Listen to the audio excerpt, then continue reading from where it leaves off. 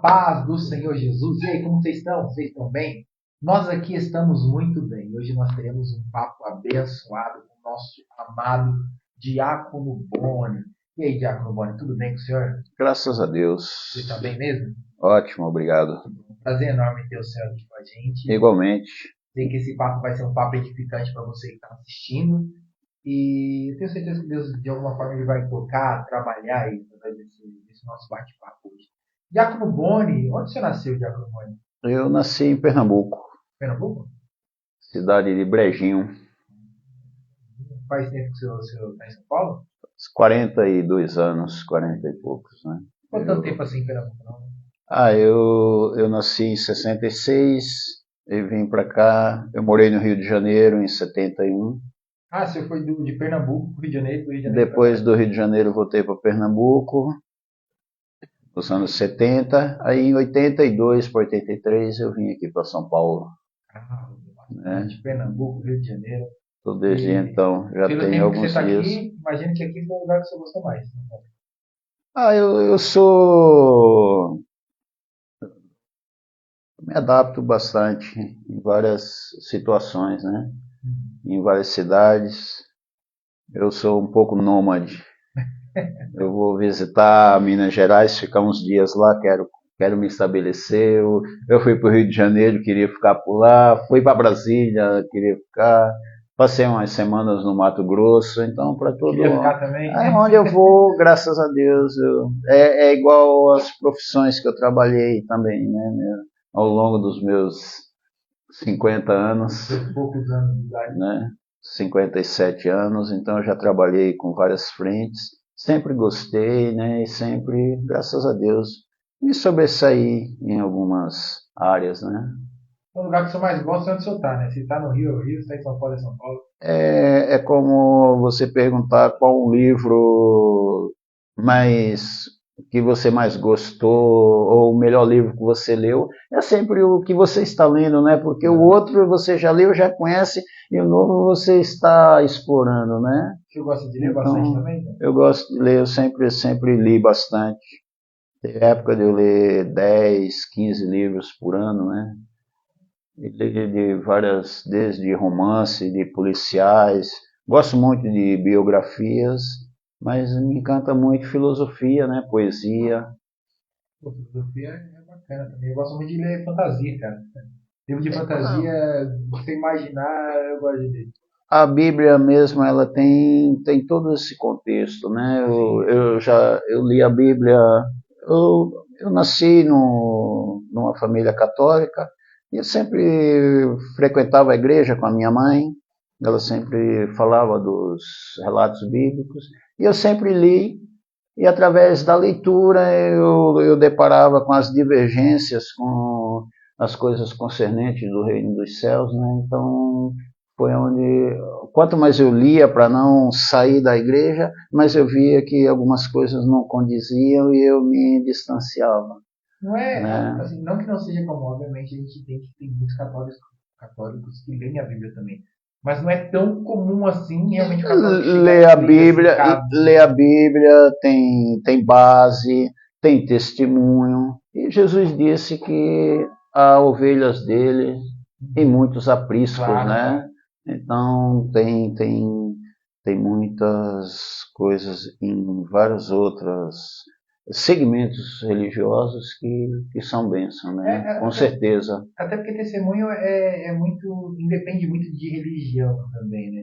Porque você vai perceber pessoas que nunca frequentaram a igreja, que às vezes têm um testemunho e tem pessoas que até mais bonito do que quem está na igreja. Tem pessoas que têm testemunho tanto de vida como de milagres, e às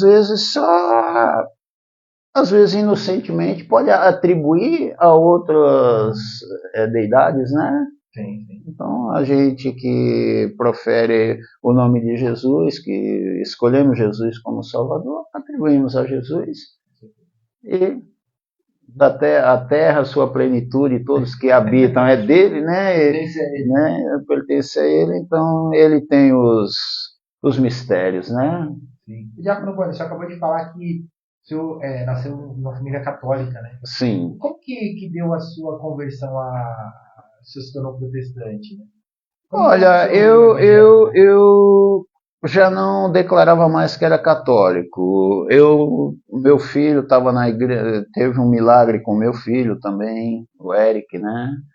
E a gente não, muitas vezes não deixava mais, não tínhamos mais aquele. Eu frequentava esporadicamente a igreja, alguns batismos, fui padrinho de uma sobrinha muito amada, né? A Pamela, filha da minha irmã mais velha. Mas não ia na igreja, não tinha mais aquele fervor, né? Aquela vai foi. E tem um tio que se converteu, era pastor da igreja Cristo Liberta, né? Pastor Luiz, e fazia uns trabalhos evangelísticos na casa da minha avó, e a gente toda semana se reunia para orar, tudo. Ele ficou 7 anos me evangelizando, me convidando para os encontros de casais, para os eventos. Nessa época você já não se identificava tanto mais com a igreja católica? Não, já não, nem frequentava mais. E eu continuava, gostava de ler, continuava lendo a Bíblia. Eu gosto muito de toda a Bíblia, é muito interessante, mas tem muitas histórias, as histórias, né? Você se deparava com as guerras, com as batalhas, né? Com as prosopopeias, né? Então eu gosto muito das metáforas, das poesias, né? Dos provérbios, as metáforas. Então, às vezes eu li a Bíblia mais para aprender, para declamar esses negócios assim. E graças a Deus sempre aprendi um pouco, né? E usava também, né? Embora eu não fosse praticante católico e nem me declarasse na conversão, mas graças a Deus tinha bom testemunho de vida, né? Nunca tive vícios, nunca defraudei ninguém, nunca fui enquadrado, nunca me nunca fui viciado em álcool, nunca bebi. Eu bebi um uísque, uma cervejinha, mas nunca me embriaguei assim para causar escândalo, nunca tive problemas, né, em relação a bebidas, nunca fumei, nunca usei droga. Tive uma vida, graças a Deus, regrada, né? Nunca briguei com ninguém, assim, de agredir, de ter inimizades, né? Embora discordasse de algumas pessoas, e sempre há uns desafetos, até no Evangelho tem, né? Pessoas que às vezes não concordam, não... Você ama, mas você não quer tanta proximidade, né? Se precisar, você tá ali tudo, mas prefere já não ter, né? Olha, a própria Bíblia diz para que nós pequeis, mas não erreis, né? E não deixais o sol se pôr sobre a tua ira, né? Então nós podemos nos irarmos, nos discordarmos, mas também temos o dever de pedir perdão e de relevar alguns desapontamentos, né? Amamos a todos, toleramos muito, somos muito melhor que alguns, menos com outros. O mais importante é realmente a gente ter... Graças a Deus. É família assim, né? O importante é trazermos a lembrança, o que nos dá esperança, né?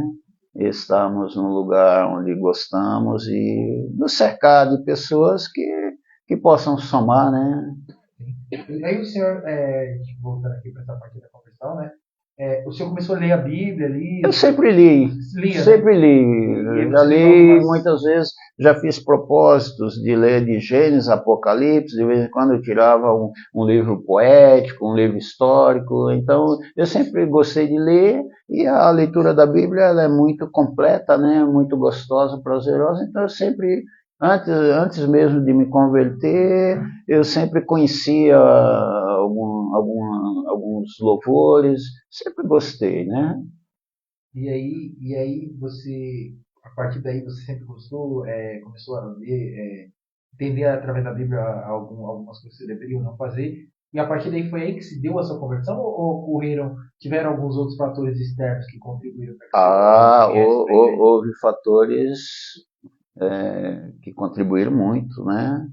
A minha esposa, a diaconisa Solange, foi numa época que nós tínhamos já uns 15 anos de casados, estava numa crise financeira, ela estava com algumas enfermidades, ela tinha sido desenganada dos médicos, teve uns problemas, né?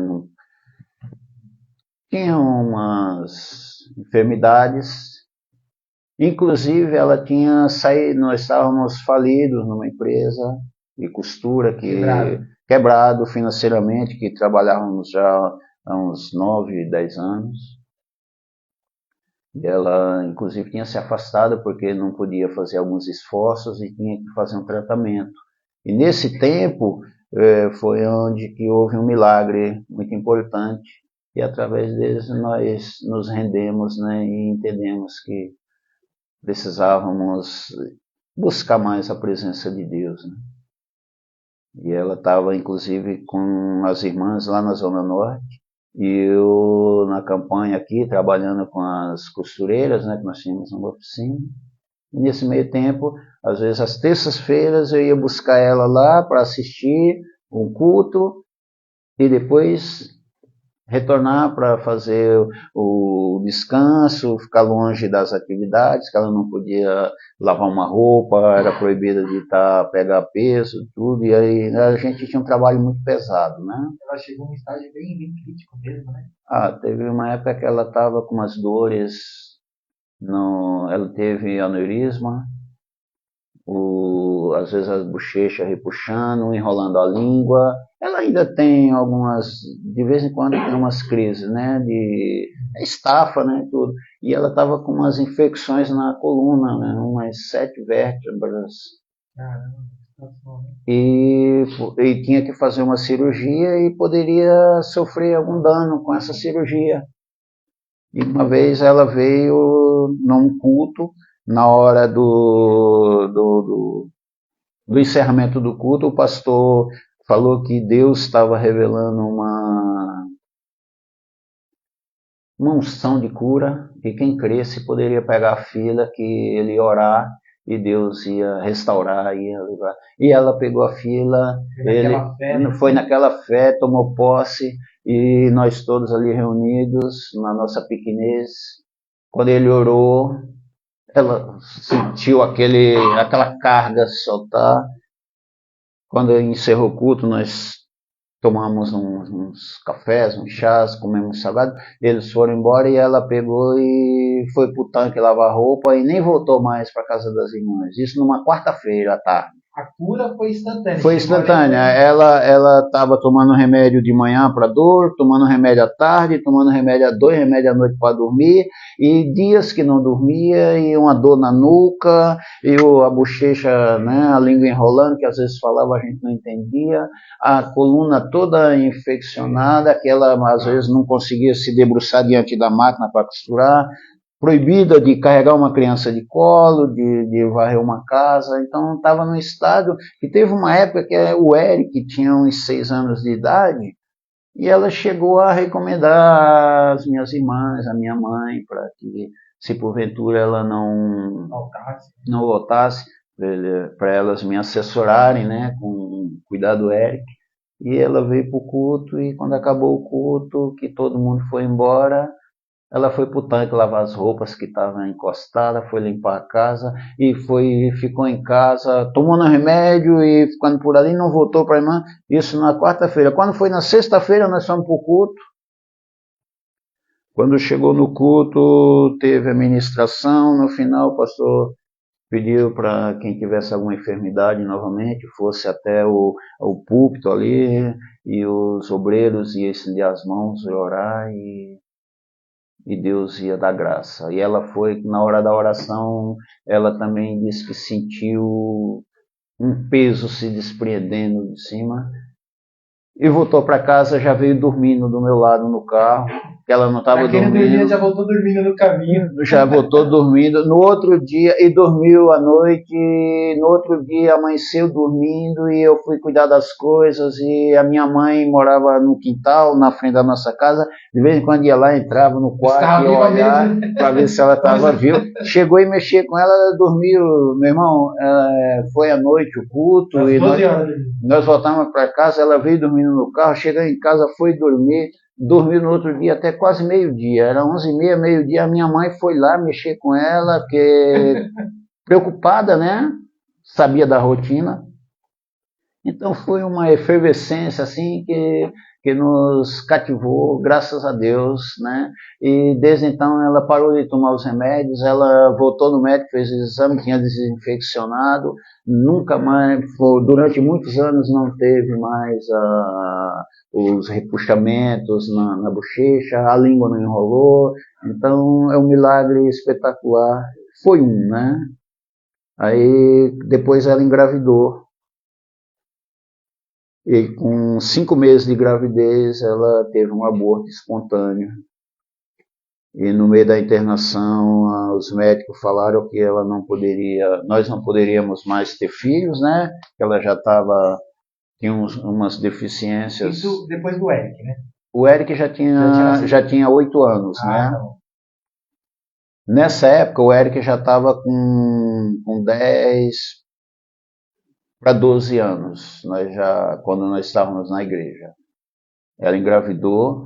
No 5º mês de gravidez, ela teve um aborto. E os médicos nos advertiram que se nós quiséssemos tentar uma nova gravidez, teríamos que esperar uns 8, 9 meses e fazer um acompanhamento, tomar umas vitaminas para restaurar, acho que é líquido amniótico, né, do útero dela, que estava com as paredes sem líquido, não suportava o peso do feto. Com 3 meses depois, ela engravidou da Vívia. Quando ela engravidou, que chegou no hospital, os médicos, a médica que acompanhava deu uma repreensão, deu um esculacho, e preencheu os formulários e mandou para a recepção para internar, para coletar. Essa repreensão foi devido a ela ter engravidado no intervalo menor do que os 9 meses que eles haviam indicado. Sem tomar nenhuma precaução. 3 meses depois do aborto, da perda, ela estava grávida. Foi uma coisa assim, sem programar, sem acreditar que pudesse ocorrer, mas graças a Deus ocorreu. Aí os médicos queriam coletar e deram uma repreensão, tudo. Ela teve uma atitude desesperada, aparentemente, mas direcionada, porque ela estava na Vergueiro, no Hospital Sepaco, e ela desceu com os formulários para ir para a recepção, para ser internada, para já coletar. E coletar é... Tirar o bebê mesmo. Tirar, porque a criança poderia ter, o útero dela não suportaria o peso do feto, e ela poderia também ter algum efeito colateral em relação à gravidez, pela idade que ela já estava também e tudo. Então era muito perigoso. E ela, não sei se queria comentar, pedir algum aconselhamento para mais alguém, que ela estava sozinha, infelizmente, né? No hospital, quando ela foi internada, ela foi fazer um trabalho e no caminho passou mal e foi levada para o hospital. Sem saber que era gravidez. Exatamente. Aí quando ela fugiu do hospital, ela desceu na rampa da enfermaria onde ela estava, da clínica, né? E era para ela pegar uma direção para a recepção, para entregar o encaminhamento para ser internada, para fazer a coletagem. Quando ela viu, ela estava no ponto de ônibus, na avenida, na calçada, que tinha uma rampa para... Aí ela estava no ponto... embora. Era providência de Deus, né? Porque ela estava no ponto do ônibus, passou um ônibus vindo em sentido da Zona Sul, ela entrou no ônibus. Quando ela entrou no ônibus, entrou um garoto entregando panfleto de plano de saúde. Aí ela veio no hospital, mostrou o histórico para o médico, fez um novo plano de saúde, nós tínhamos convênio e tudo, mas ela optou por fazer um plano particular. O médico receitou umas vitaminas, passou uma injeção e falou que ia fazer um acompanhamento, ia tentar levar a gravidez até o 5º, 6º mês, aí faria a cesárea e botava na incubadora. Com 5 meses ela estava restaurada. Com 6 meses teve rubéola E a minha A filha gravidez já é de risco. já é Quando de faz risco. 6 meses, Ela teve rubéola, que às vezes tem efeitos, a criança nasce com sequelas, e a minha filha nasceu de 8 meses. E a criança que era para ter sido coletada e jogada numa lata de lixo, nasceu perfeita. Quando nasceu, os médicos nem mostraram, nem levaram para examinar antes, para ver se estava tudo normal. Já veio mamando, já veio, né? E com saúde. Foi onde que deu a minha neta também. Então, é a providência de Deus, o milagre, né? Graças a Deus. Não tem como duvidar da existência de milagre. Foi aonde que eu também, diante do drama, diante da perda, da incerteza, da insegurança, tudo isso aí eu acabei depois transformando em poesia, né? Como eu gosto de confabular, de metáfora, eu acabei fazendo compus um hino, né? Glorificar a Deus o livramento, pela atitude dela, e foi onde também nós nos achegamos mais, porque muitas vezes nós vamos pela dor, né?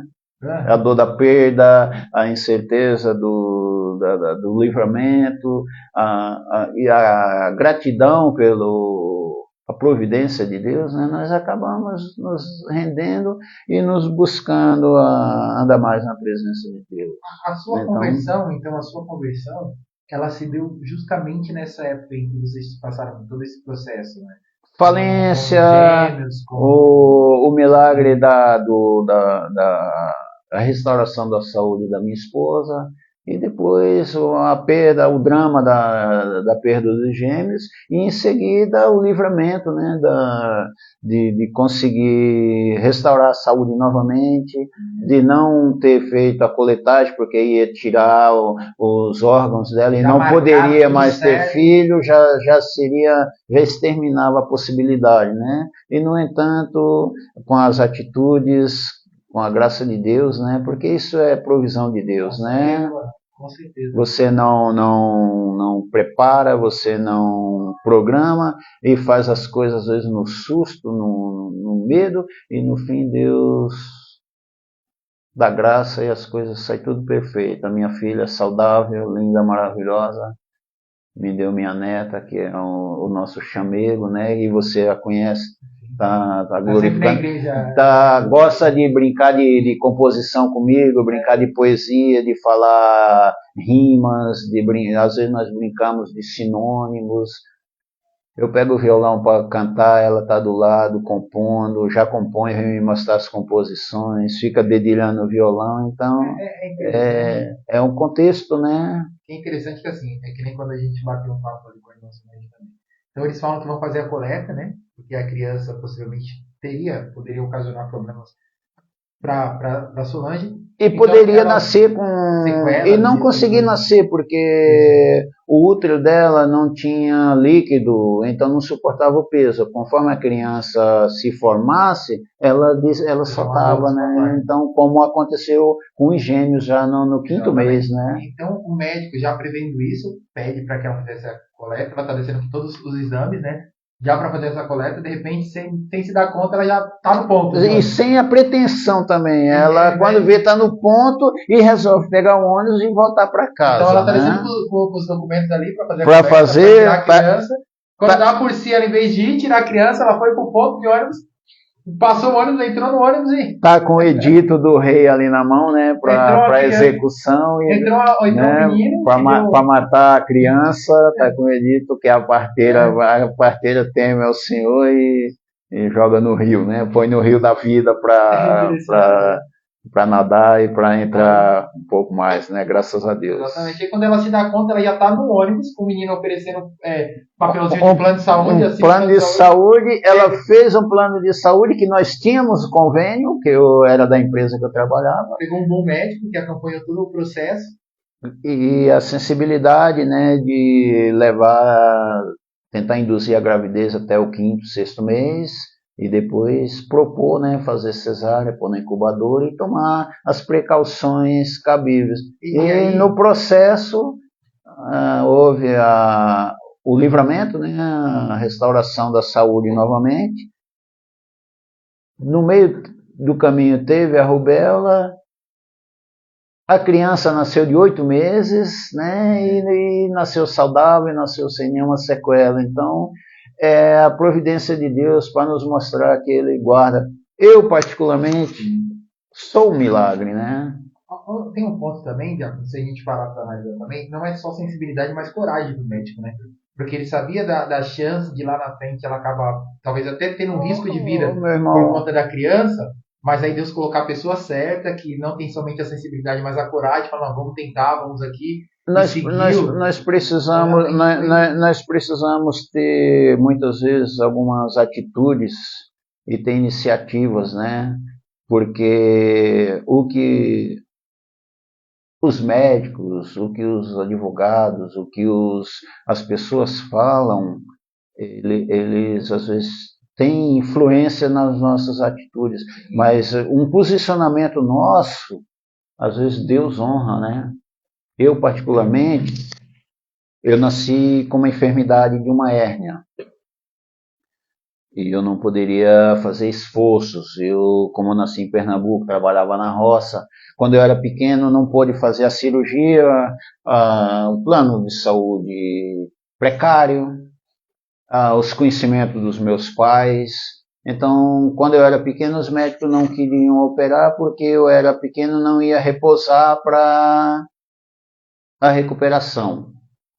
Quando eu cresci mais, caiu um pouco no comodismo e no esquecimento, não foi feito. Então eu cresci com uma hérnia. Quando eu fazia esforço, pegar lata d'água, pegar lenha, mexer nas coisas, eu tinha doenças, eu tinha que ser medicado, eu tinha problemas. Quando eu tinha uns 7 anos de idade, eu tive uma enfermidade com um dilatamento de uma veia no pulmão, e juntou na barriga uma dor e tudo. Eu fiquei 11 dias no hospital, internado. Os médicos mandaram minha mãe me levar para casa, para morrer em casa, que eles não tinham tecnologia e não conseguia discernir qual que era a minha enfermidade. Aí minha mãe estava no hospital fazendo minhas malas para me levar para casa, eu ali com 7 anos de idade, veio uma enfermeira que já tinha, nesses 11 dias ali atendendo, já tinha se compartilhado aquelas coisas, então ele falou, poxa, não leve seu filho para casa. Ela falou, mas não tem recurso, não tem outro meio. Eu falei, o garoto já grandinho, época de eleição, fala com o político, pede uma ajuda, pede para levar para Paraíba, né, para um outro hospital. Minha mãe me levou, eu fiquei 3 dias no balão de oxigênio lá em Campina Grande, em Patos, na Paraíba. Aí os médicos viram que estava evoluindo muito, era uma dor muito grande, uma infecção, e eu definhando. Aí os médicos mandaram para uma cidade chamada Bodocongó, na Paraíba, em Campina Grande. Complicado, não é? Quando chegou lá, os médicos viram o meu estado, minha mãe assinou até um termo, porque eu poderia não resistir, fez uma cirurgia. Quantos anos você tinha nessa época? Nessa época eu tinha 7 para 8 anos. Fez uma cirurgia aqui embaixo do braço, eu tenho uma cicatriz aqui, pôs um tubo, eu fiquei 1 mês algemado numa maca, com um dreno tirando pus e sangue do pulmão, aquela escorrendo e cuidando, até cicatrizou na hora de tirar, que já estava cicatrizando, e eu sobrevivi. Aí quando eu voltei, quando eu tinha uns 15 anos, eu operei da hérnia. Aí eu com uma operação na costela, uma operação na hérnia. 15 anos, meio cadavérico, corcunda, todo fraco. Meu pai, uma vez desesperado, botou a mão no meu ombro, até chorando no desespero, na inocência dele. Ele falou, filho, você nunca vai ser um homem. Você nunca vai poder tocar uma família, administrar uma casa, ter uma esposa, ter filhos, tal. Ele, tipo, me consolando, né? Quando eu comecei... na maneira dele. Na maneira desesperada e inocente dele. Quer dizer, é uma coisa que não deveria se falar para um filho, né? Mas ele falou, e não falou por mal, e era no intuito de me consolar que eu poderia ser improdutivo. E antecipar aí, para quando chegar lá você não decepcionar. Exatamente. Já chega lá preparado. Aí as pessoas achavam que eu poderia não ter virilidade, que eu não poderia ter, né? Então, a cultura, né? Aí quando eu casei, passou-se um ano, graças a Deus eu conheci uma esposa maravilhosa que Um ano depois disso? Não, muitos anos. Isso aqui quando eu operei, eu tinha 12 para 13 anos, né? E 14, 15 anos, quando eu comecei a me relacionar, tudo.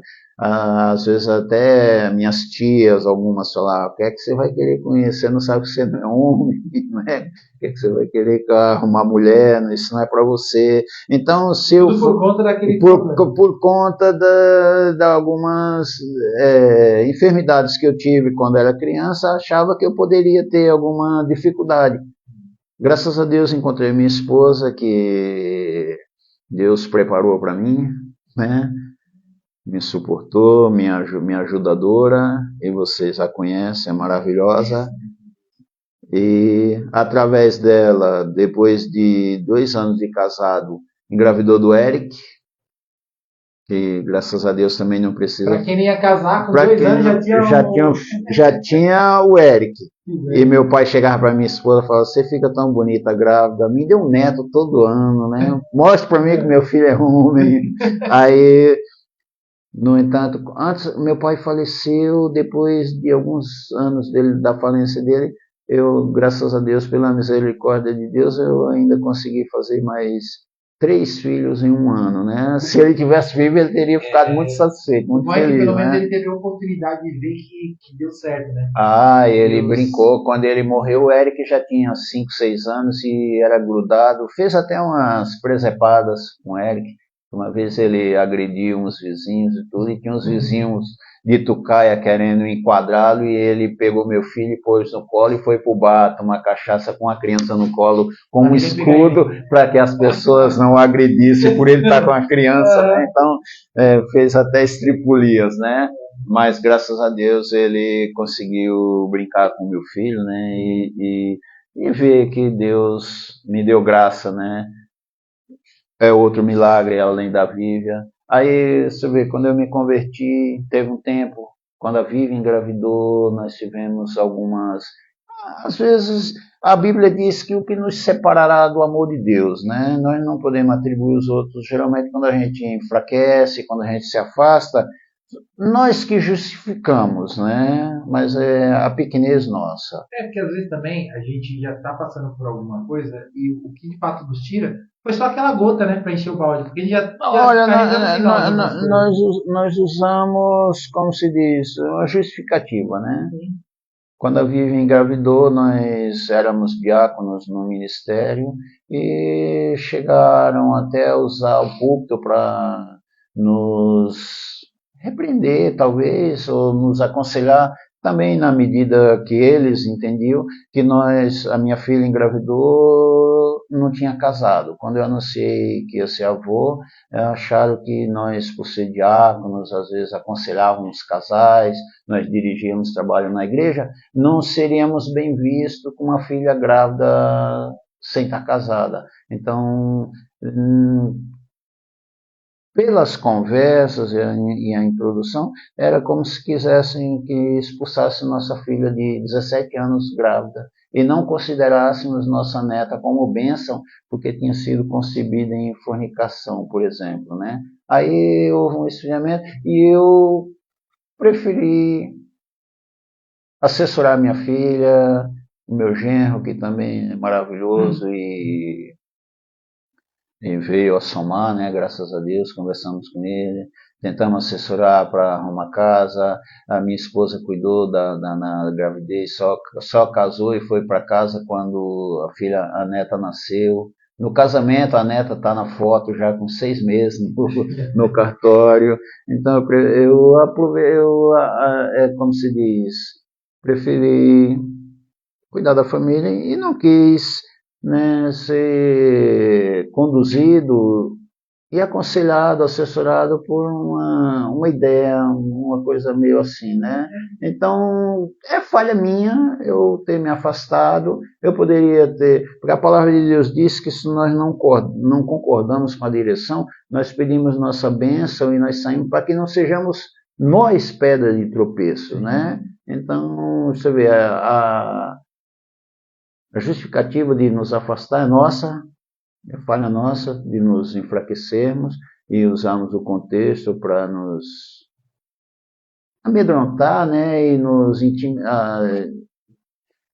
esmorecer diante da caminhada. Mas graças a Deus, eu fiquei afastado alguns anos. Você ficou quanto tempo afastado? Uns 5 anos, mais ou menos. Desde 2017 que Ao eu... todo, o senhor tem quanto tempo de caminhadas? Sem contar esse tempo que o senhor está passado, tem uns 20 anos, mais ou menos? Dá mais de 20 anos, né? Eu me converti eu já fui por uns 7 anos evangelizado, né? E já tinha uma certa prática de leitura, eu já tinha uma vida um pouco regrada também, mediante as instruções da Bíblia, mas eu tinha me rendido, né, declarado, me batizado, como eu fiz batismo, eu fiz alguns anos de teologia depois também, então eu não tinha um caminho mais próximo das coisas de Deus, né? Então, em 2001, 2002 foi quando eu me converti, foi quando houve essas mudança de caminhada nossa, e quando nos batizamos, começamos a fazer teologia, aí desde então até 2016, 2017, nós caminhamos, graças a Deus, com uma certa frequência. Eu toquei na igreja, eu estudei, como eu sempre gostei de arte, eu fiz desenho artístico uma época, eu gostava de compor, escrever piadas, fazer coisas, e nem sabia que era uma coisa da minha alma, né, de eu gostar de arte. Aí quando eu estava na igreja, a igreja pequena, tinha uns irmãos que louvavam maravilhosamente, a gente acompanhava. Quando os irmãos não estavam, que a gente ia louvar, era desafinado até para dar a paz do Senhor. Aí eu fui aprender a tocar alguns acordes para ajudar na igreja, vi que o que eu cantava não harmonizava com o que eu tocava, como até hoje. Aí eu comecei a fazer aula de canto para melhorar um pouco. Graças a Deus aprendi um pouco, não canto bem, mas consegue enganar, né? Dá para seguir no tom, dá para seguir. Aí quando eu comecei a estudar um pouco de teoria, eu vi que muitas coisas que eu fazia, até intuitivo, era de compor, era de rimar, de fazer verso, de fazer piadas, de escrever coisas. Então eu compus alguns hinos, tem alguns trechos da Bíblia que eu gostava de declamar, dedilhando e botava um acorde e tudo. Então fiz bastante brincadeiras com os textos bíblicos. Então, às vezes eu estou lendo uma reflexão, eu começo... fazer um enredo. Essa semana mesmo o pastor pôs um negócio lá do Isaías, quando Deus mandou ele falar para Ezequias consertar a sua casa, que ele estava enfermo e certamente morreria e não viveria. E ele virou para a parede e orou, pediu para Deus lembrar que ele andou de coração completo e passos retos. Eu na hora, quando eu li, eu já brinquei, já fiz um enredo, né? Fiz um versinho, o pastor até gostou. Então sempre eu botei uns blues no Salmo 23, não sei, eu já mostrei para você. Então eu sempre gosto da declamação, de louvar nas minhas oportunidades mesmo. Eu gosto como eu falo muito, eu gosto de poesia, eu gosto dos hinos, gosto muito da palavra. Né? Então eu estou no ministério. Esse ministério é um milagre, porque o Eric conheceu a Natiele, né, que é minha nora, veio visitar o ministério para conhecê-la, ela frequentava, começaram a namorar, minha esposa veio, o Salmo 133 diz: quão bom e quão suave é que os irmãos estejam em união, né? Nós fomos para a igreja numa crise conjugal, financeira, recebemos uns milagres, foi eu, a Solange nos convertemos, o Eric foi junto, desde então nunca se afastou, nunca desviou, nunca titubeou, é sempre ali, preciso, graças a Deus, um exemplo de garota, um orgulho de filho, você o conhece. É interessante, né? Porque assim, a gente percebe, por exemplo, Deus ele tem vários nomes, né? Você percebe, dada a necessidade do povo, Deus provê, Deus dá vitória. Acho que talvez se Deus se apresentasse para o irmão, pelo que eu percebo aqui, eu traçando aqui o estilo de vida do irmão, seria o Deus do improvável, né? Foi tudo improvável, né? Era improvável que o senhor estivesse vivo, você sobreviveu. Era improvável que eu tivesse filhos, Deus me deu, graças a Deus, deu uma esposa maravilhosa. Era improvável que a irmã Solange continuasse viva, Deus permitiu. Improvável que tivesse filho, teve. Improvável que vocês viessem parar nessa igreja. Então, o Eric conheceu a Natiele, né, minha nora favorita, predileta. Aí, eu chamo assim, né, carinhosamente, e orgulhosamente, claro. E graças a Deus, Deus a preparou para o meu filho. Ele veio para o ministério, a minha esposa veio. Eu resisti, eu gosto, eu vinha visitar, fui em alguns passeios com vocês, então eu tenho assim um apreço e graças a Deus por eu ter retornado, que é muito difícil quando a gente se afasta, esfria, o retorno às vezes é mais difícil do que a conversão ou você alcançar alguém frio, né? Então o ministério tem muitos irmãos. Você mesmo é um dos. No primeiro passeio que eu fui acompanhando, nós fomos sentados juntos, né? Antigo, no batismo, né? No ciclo. Quando eu vinha nos cultos, o irmão Adaías também, né? Nós nos conhecemos, eu fiz algumas viagens para ele.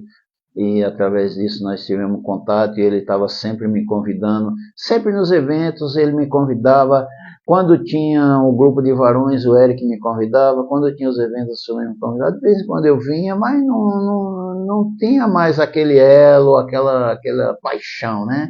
Gosto, admiro, mas muitas vezes ficar em casa, como até hoje eu teria que vestir mais a camisa e me preparar. Eu fiz teologia, eu estudei um pouco de música, eu gosto de compor. Nas minhas oportunidades, quando se lê um versículo, quando dá uma introdução, eu já associo com um hino que tem nexo com aquele contexto. Então, tem sempre uma história, tem sempre um hino, tem sempre um versículo que encadeia com aquele contexto. Então, eu gosto muito. E aqui tem muitos irmãos no ministério, zelam muito pela palavra, tem muitos irmãos que, né, eu admiro musicalidade, o irmão do grupo louva todos os hinos muito bonito, com uma unção, um carinho assim. Às vezes você vem, quando o pastor lê a introdução, você pode levantar e ir embora, que já está saciado muitas vezes. Então, prima pela palavra, tem os louvores, tem muitos irmãos que a gente vê fogo, né? É um irmão que às vezes você está lendo um versículo, ele está dando glória, está sorrindo, está ali. Eu olho assim e falo, o que ele está assim?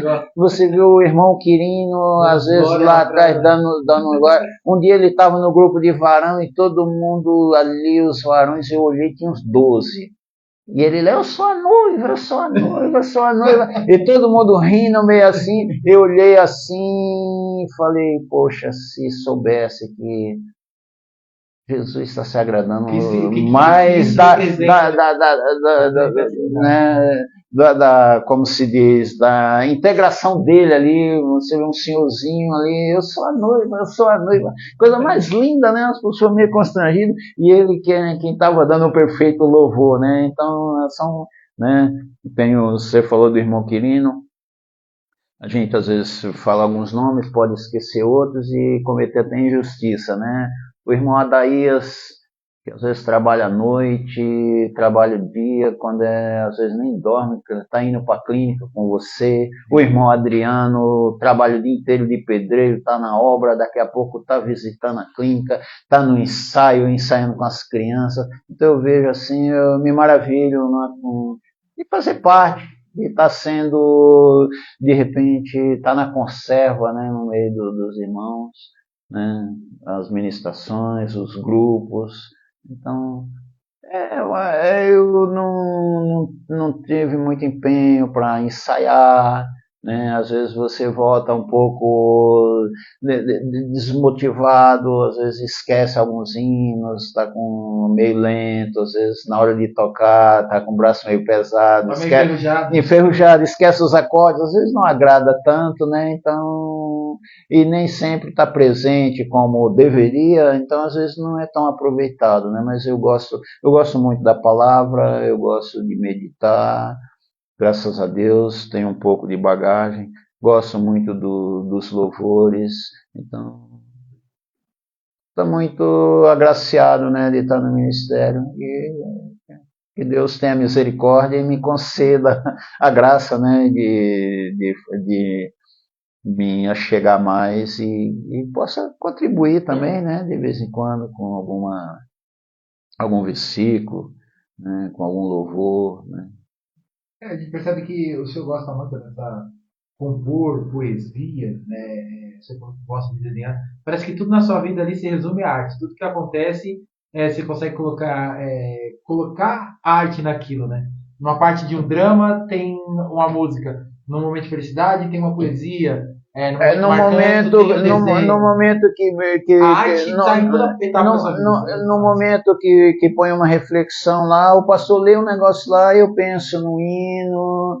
Ele pôs lá do Isaías levando a mensagem para Ezequias, né, que ele conserta a casa, e ele pôs uma reflexão. Em seguida eu já trouxe um contexto que eu falei, né, que 10 graus retrocedidos no relógio de Acaz, elucidou os retroativos e foram 15 anos acrescidos a Ezequias de vida a mais.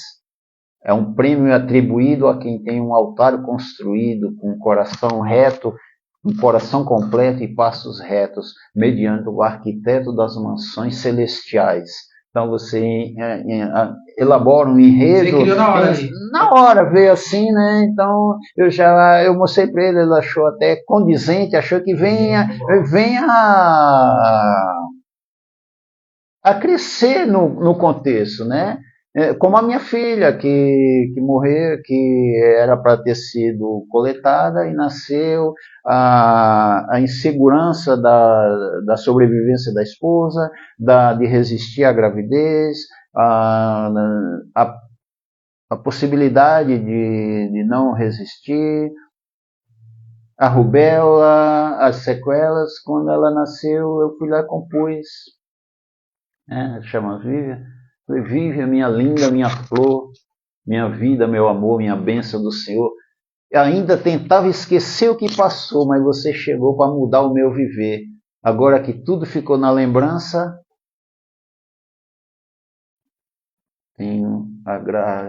agora que tudo ficou na lembrança, você mudou minha esperança e mudou o meu viver, né? Então, de um drama, de uma perda, você transforma em algo que glorifica o Senhor, né? Quero a Deus agradecer, né? Ter concedido até aqui, ter me ajudado, ter guardado e ter me concedido a coisas impossíveis, sobreviver, ter um lar, ter uma esposa e ter filhos, hoje ter nora, ter genro, ter neta, né? Então, quem sabe Deus me proporciona ter bisneto, né? Ter mais. Percebe que duas coisas que não faltam. Primeiro, o amor de Deus constante e um impulso artístico, poético para cada situação que você passou, né? São duas coisas que estiveram presentes graças a Deus. depois de toda essa caminhada. Né? Diácono, quando que o senhor percebeu assim, que você tinha essa questão, né? Essa tendência para a arte, para o artístico? Teve algum momento que você teve estrada e percebeu, pô, eu sou bom nisso? Isso Não, sempre não, sentiu isso não sempre não é contigo? que eu seja bom, que eu sou até carente de muitas coisas.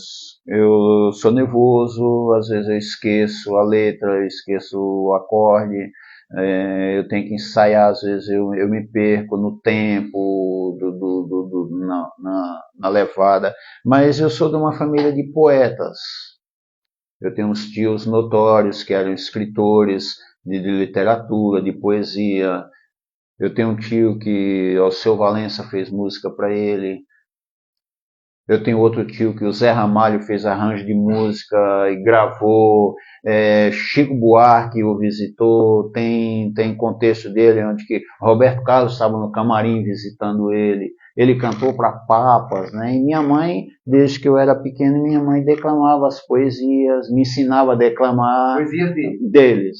E então, quando a gente ia na cidade que ia visitar eles, eles estavam no café da manhã com poesia, estavam almoçando poesia. Minha mãe contando. Os meus tios ficavam declamando as poesias dos outros tios, que era de segundo grau. Então eu cresci nesse ambiente e nem me dava conta. E as pessoas, às vezes, por eu ter feito um segundo grau, por eu ter estudado, por eu ter facilidade com algumas palavras, algumas coisas, me cobrava de eu ser da família e por que eu não fazia.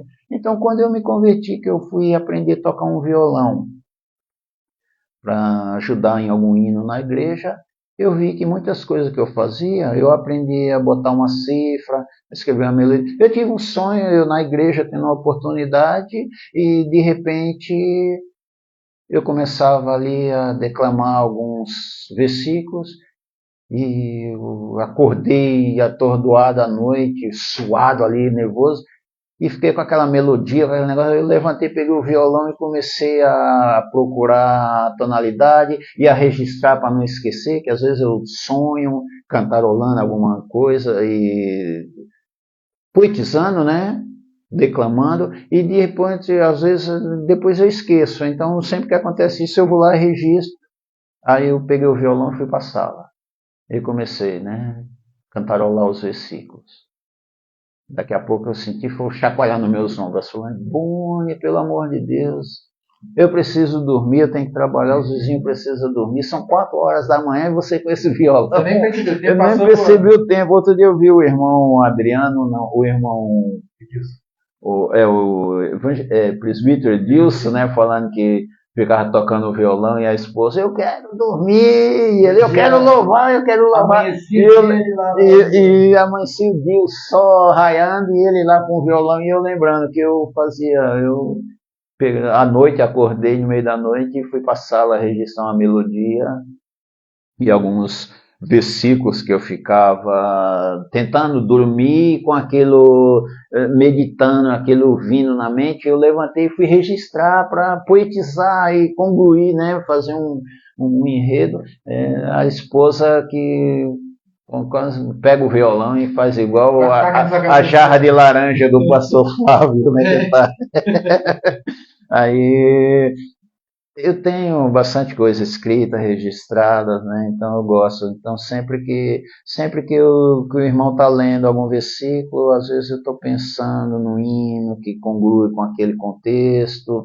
Eu estou pensando outro dia eu estava lendo do Deus mandou a sua palavra e livrou do mal e da destruição, e veio justamente com o Isaías também, né? Que ele, na sua tribulação, ele clama ao Senhor: andei de coração completo, caminho reto, lembra-te de mim. E o Senhor, na hora, manda o Isaías voltar da porta e falar para ele que Deus ouvia o clamor, né? Na tribulação ele clamou, o Senhor enviou a sua palavra e o livrou do mal e da destruição, porque ele cresceu 15 anos de vida, né? Então, você vê, tem vários contextos. A própria palavra, que era o verbo que se fez carne e habitou entre nós, já foi Deus enviando a sua palavra para nos livrar do mal e da destruição, né? Você percebe que a Bíblia é composta parece que de vários gêneros ali, né? Tem essa questão não tão literal, quando você fala, é o verbo, ele é a palavra. Ele era Deus e estava com Deus, e era a palavra e se fez carne e veio habitar entre nós. Eu fiz uma conjectura também outro dia, que os meninos no grupo de Uber crentes, tá o Paulinho, o Adaías lá, e eles falaram que eles pegam uma viagem, não vou para tal lugar porque depois volta vazio. Aí eles, toda hora ele botava, só volta quem vai. Eu fui para Guarulhos, peguei uma viagem para João Dias, falou, só volta quem vai, volta quem vai. Aí eu também, quando eu sou ali grupo de crentes e tá lá, só volta quem vai, eu botei umas indas e vindas de Jesus e elaborei um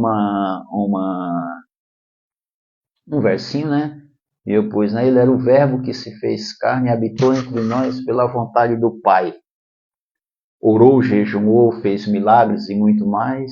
Foi ao deserto jejuar e ser tentado por Satanás. Foi ao Gólgota, sofreu o castigo que nos trouxe a paz. Morreu, ressuscitou e viveu entre os discípulos 40 dias a mais. Subiu ao céu, nos deixou um consolador. E a convicção de que só volta quem vai, né?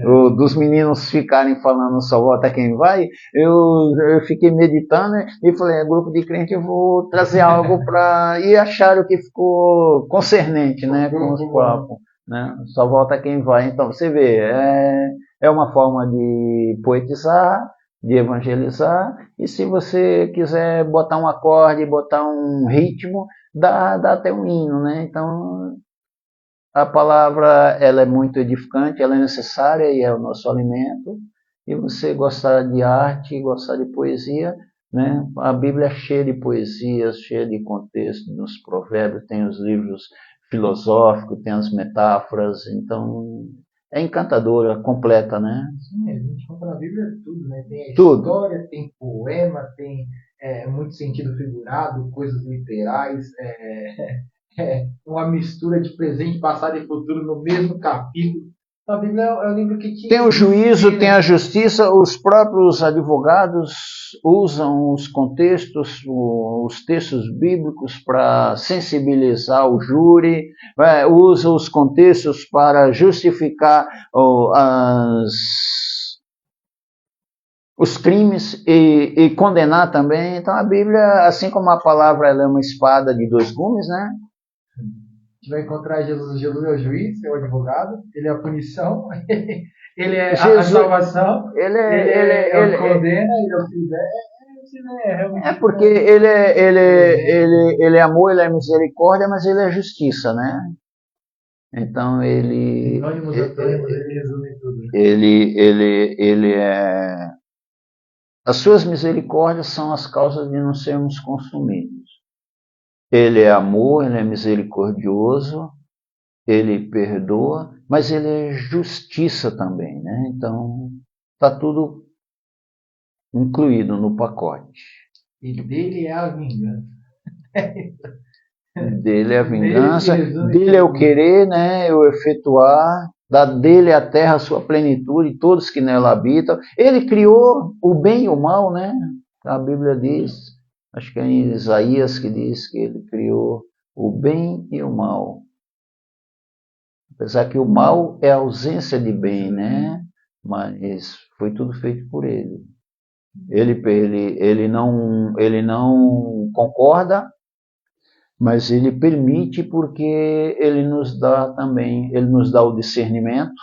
Liberdade de escolha também. E nos dá o livre-arbítrio, que embora não tenha essa palavra... Não tem a palavra trindade na Bíblia, mas nós somos trítonos. Não tem a palavra livre-arbítrio, não existe. Não sei se em alguma versão você possa lembrar e possa encontrar livre-arbítrio. Mas nós temos o discernimento para conhecermos o bem e o mal. Na filosofia diz que se nós tirássemos nossas máscaras, não nos conheceríamos. Nós somos mascarados desde criança. Nós choramos para ganhar um brinquedo, para ganhar um doce, para ganhar um alimento, para ganhar um colo. É máscara, né? Então, se nós tirássemos nossas máscaras, não nos conheceríamos. Se nós chegássemos aqui agora e nos desnudássemos das nossas fraquezas, das nossas tendências, das nossas vontades, nós nos envergonharíamos, né? Que nós somos pequeninos. Por isso que a palavra diz, nós devemos conhecer para invocar ou nós devemos invocar para conhecer? Porventura nós, na nossa pequenez, pequenos fragmentos, nós não invocaríamos a outrem, porque nós somos feitos, nós temos um espaço para ser preenchido por Deus. É como um carro que tem o tanque de combustível, que tem o setor da bateria, é necessário um recipiente, um filtro de óleo para que ele funcione. Então nós temos o sopro divino que é nos dado, nós temos o corpo que foi feito do pó da terra, mas nós temos no nosso cerne, na nossa alma, uma necessidade, um espaço para ser preenchido. E se nós não preenchermos por Deus, nós vamos preencher pelo espiritismo, pela macumba, nós vamos preencher pelo vício, pela droga.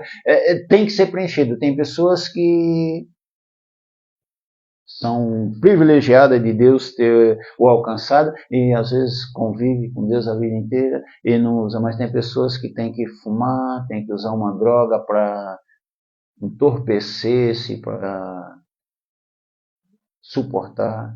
É igual o drogado na rua, que às vezes nós apontamos, que usa droga, que rouba, mas às vezes nós hoje almoçamos, tomamos café, lanchamos, estamos aqui todos, né, descansados, dormindo, e às vezes a pessoa não tem um canto para dormir, não bebe uma água, não escova um dente, o que sobra para ela é um trocado para tomar um copo de cachaça e é o que entorpece, que segura. Então é uma necessidade a ser preenchida, né? Então que nós possamos também, igual um primo uma vez deu um testemunho que o cara veio perguntar se ele queria alguma droga, ele falou, eu já tenho meu vício, eu já tenho minha droga. Eu me apresento, o que é? Minha droga é Jesus, né? Mas ele é tão maravilhoso que nós podemos apresentar como uma droga, né? Que nos sacia, que a droga como um medicamento, como uma medicação, né? E às vezes nós podemos ter como psicólogo, como advogado, como juiz, né? Como pai. Então, graças a Deus por estarmos aqui buscando aprender, né?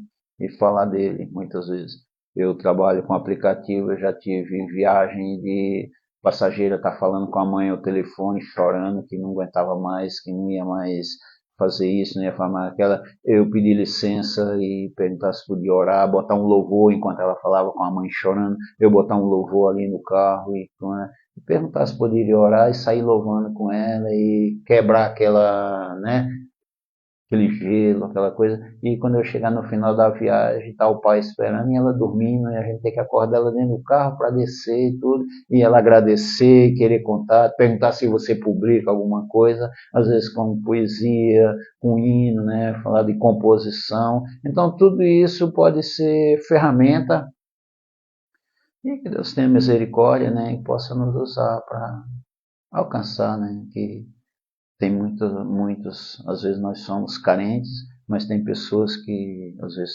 estão mais necessitados do que nós, né? Não, com certeza. Nosso Deus ele é fiel. Irmãos, que bênção aqui o papo que a gente tem com o Diácono Boni. Artista, poeta, compositor, desenhista. Imagina, eu gosto muito, eu tenho um breve conhecimento, né? Mas tem as deficiências e tem as aplicações de você fazer, gostar e fazer tantas coisas e às vezes não saber direcionar para que seja usado, né, e que alcance, né? Quando eu vejo, eu tocava na igreja e os meninos ficavam ali ao lado esperando botar o violão no canto para aprender um acorde ou outro e depois aprender um hininho ou outro e vir louvar, igual nós vimos esses dias o grupo jovem fazer 2, 3 ensaios, vir cantar com impostação, né, com entrega, ficou maravilhoso. Não sei se você acompanha. Então, coisa linda, né? Então, isso é maravilhoso. Você vê o nosso irmão Adriano instruindo, direcionando, mostrando, e as crianças tocando baixo, tocando no teclado.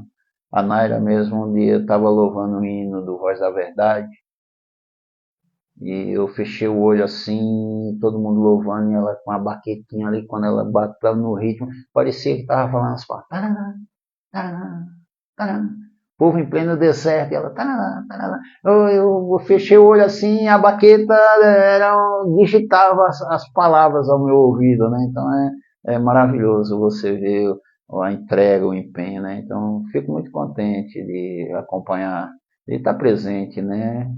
Então, quisera Deus me usar também, de vez em quando, apresentar algo edificante, né, na casa.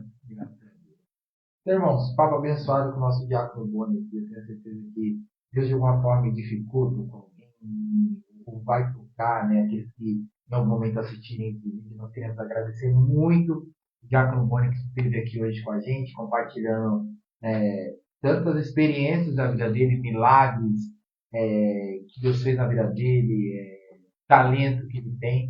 Deus abençoe. Diácono Boni, gostaria de fazer uma consideração, umas considerações finais para os irmãos que estão nos assistindo ou que em algum dado momento vão nos assistir? Eu espero que Deus possa nos abençoar e termos edificado, né? Eu me sinto lisonjeado pelo convite e espero que incentive a outros irmãos também, quando forem convidados, a apresentar diante do propósito do Papo Renovado, algo para vir somar, né?